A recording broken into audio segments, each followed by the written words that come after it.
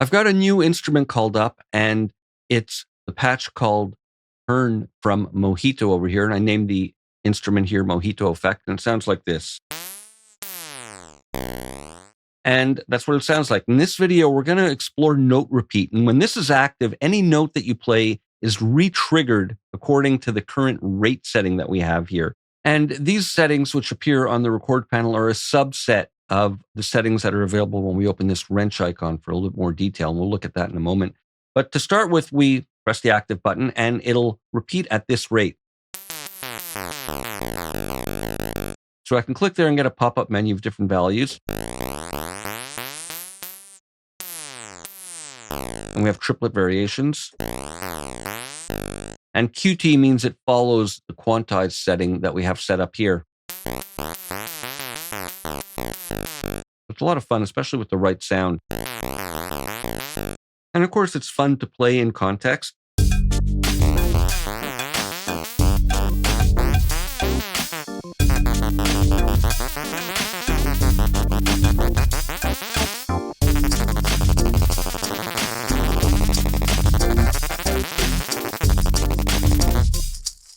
Wouldn't it be a lot of fun if we could switch this rate in real time? Well, you can. Let's open up the panel.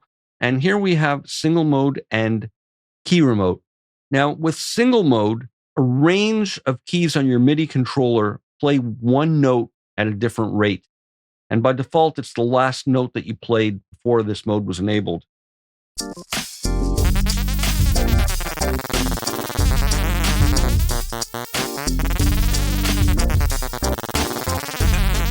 So that's great for playing the same note at different rhythms if you're playing in maybe a hi-hat part on a hip-hop groove or something like that. But we can change the pitch here for another specified note.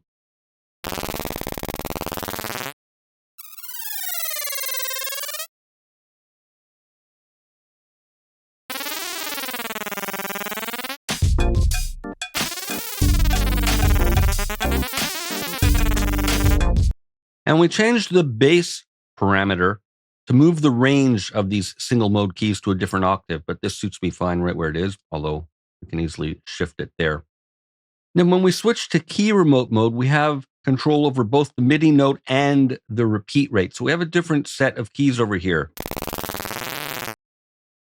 So here I'm triggering in this range to change the values, but then outside of that range, I can choose my pitches.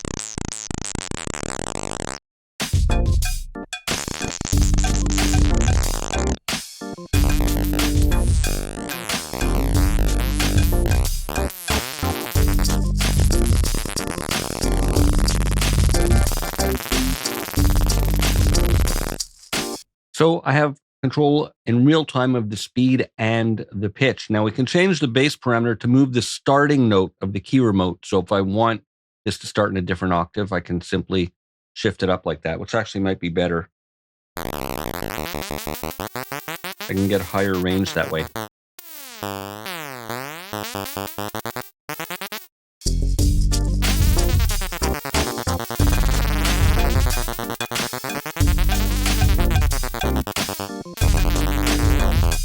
A lot of fun to play with this.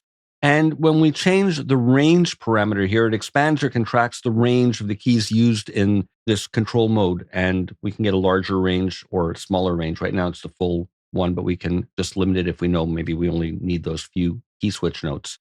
Now, a word about the note erase mode. It's mutually exclusive with note repeat. When you put it on, it automatically turns this off.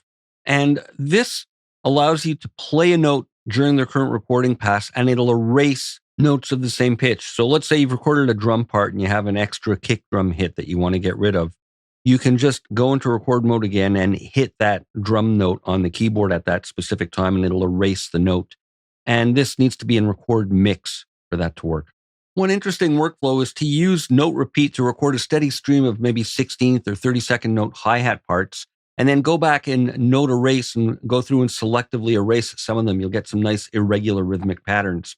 And just to complete our look at the record panel, we have undo last loop and undo all loops, which are undo functions dedicated for when we're loop recording, and they're fairly self-explanatory. When you're doing several passes over the same area, this will undo the last take or all of them. We'll continue with more in the next video.